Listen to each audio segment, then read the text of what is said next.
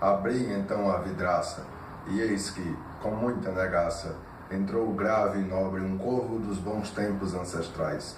Não fez nenhum cumprimento, não parou nenhum momento, mas com ar solene e lento pousou sobre os meus umbrais.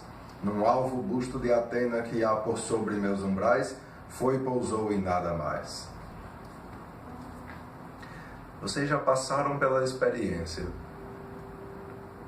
de, em um momento de grande dor, luto, tristeza, se depararem com uma experiência que poderia facilmente ser corriqueira, mas em virtude daquela dor, daquele sofrimento, essa experiência tem uma conotação sobrenatural? Bom, é basicamente em cima disso que trata essa obra tão antiga de Edgar Allan Poe, lançada originalmente em 1845. Para poder trazer essa visão, essa leitura, essa análise para vocês, eu me utilizei deste livro, o Dark Side, e do livro que vem nesse pequeno box da editora Pandorga. Será que é porque eles têm muitas dorgas? Fato é que aqui tem uma edição que contém o poema do Corvo. Tem essa capa, que inclusive parece com uma cena do jogo Dark Souls. Mas eu vou me ater ao que tem nessa edição aqui, porque ele fala da composição do poema em si.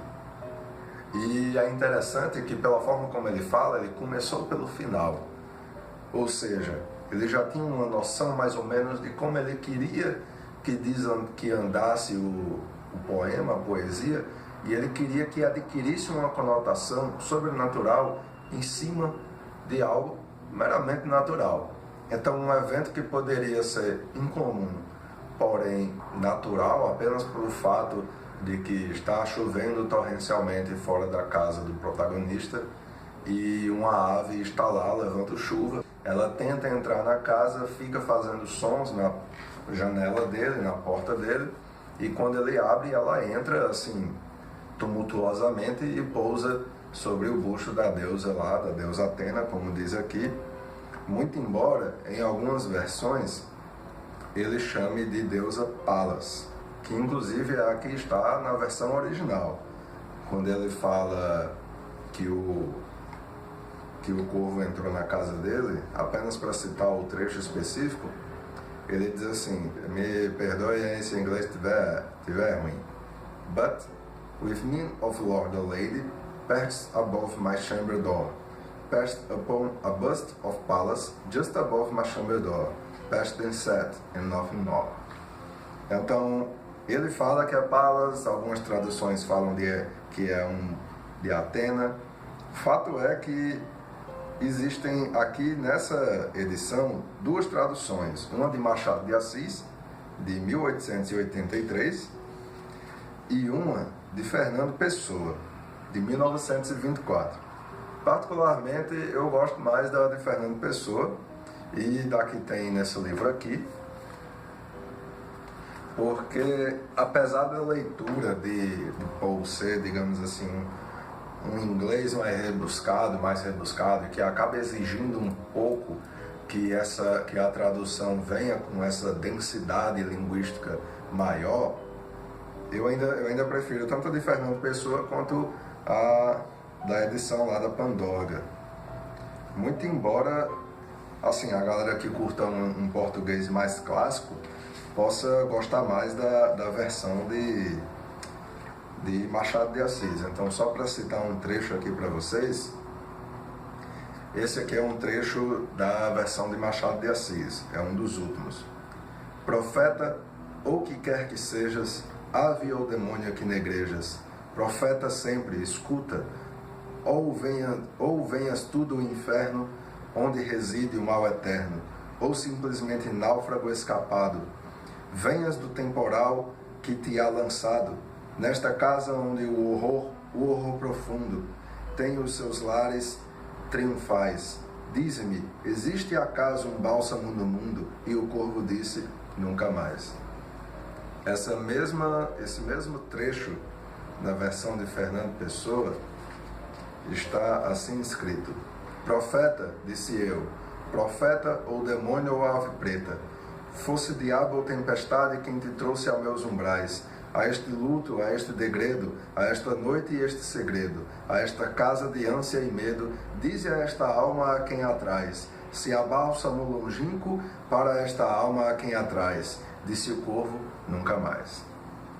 Então, dá para observar que existe uma mudança leve. A parte que, assim, que eu prefiro no Fernando Pessoa é porque tem algumas palavras aqui que ele coloca que deixam a leitura mais leve, justamente por causa dessa questão não é da complexidade, mas é dessa densidade que o português mais arcaico tem. Inclusive eu estou lendo Os Sertões, que é do livro do mês passado, está sendo bem denso, assim, sabe? Trazer justamente porque ele fala num português assim, dessa época de Machado de Assis e até um pouco antes. É um pouco cansativo. Então, o Corvo, ele é um poema que trata justamente de um rapaz que está enlutado pela perda da sua amada, Lenora, mas que nessa edição da Pandorga ela está justamente como Leonora. Achei peculiar, não entendo muito bem o porquê dessas adaptações de nomes próprios, mas segue-se aí. Então ele está enlutado, fica a grande preocupação dele é justamente pelo fato de que ele a perdeu, não a perdeu simplesmente para a vida, a perdeu para a morte. E essa situação em que o corvo aparece na casa dele acontece em um momento em que ele está triste, enlutado, enfim. E ele, a princípio, se diverte com a presença do corvo, depois do assombro inicial, né, da entrada, assim, aparvalhada, não sei, de repente, do corvo na casa dele. Porém, quando ele começa a fazer perguntas ao corvo, o corvo, a princípio, responde nunca mais. Quando ele pergunta o nome do corvo, o corvo novamente responde nunca mais. Então, para todas as perguntas que ele faz, ele sempre responde a mesma coisa. E o grande lance da história, digamos assim, é que, a princípio, ele já deixa muito claro, a princípio, que apesar de ficar surpreso com a resposta tempestiva do corvo, ele sabe que ele está apenas repetindo uma coisa que ele ouviu, que ele aprendeu e que ele fica falando aquilo como se fosse um papagaio.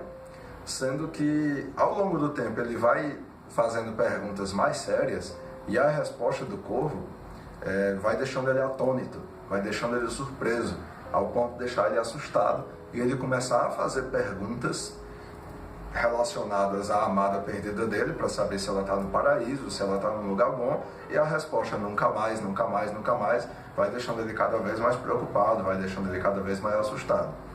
Então, é basicamente sobre isso que é o Corvo. E porque com uma temática tão simples, ela causa essa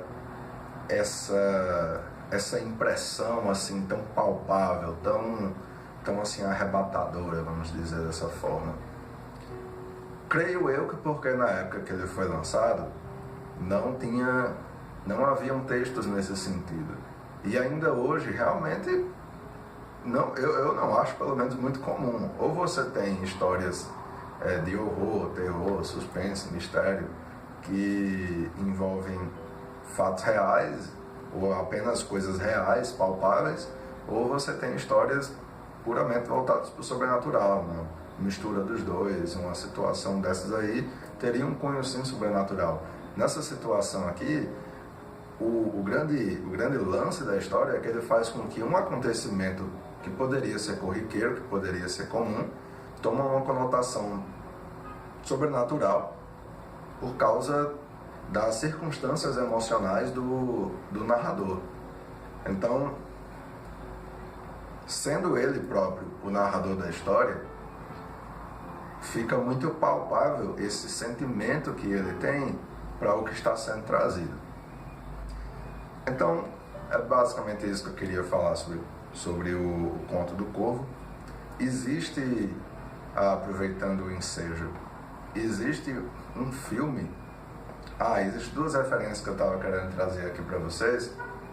A primeira é em Altered Carbon, seriado, em que ele aparece, em que tem um personagem lá chamado Paul, que é uma inteligência artificial, que administra um hotel chamado The Raven, que é basicamente o Corvo.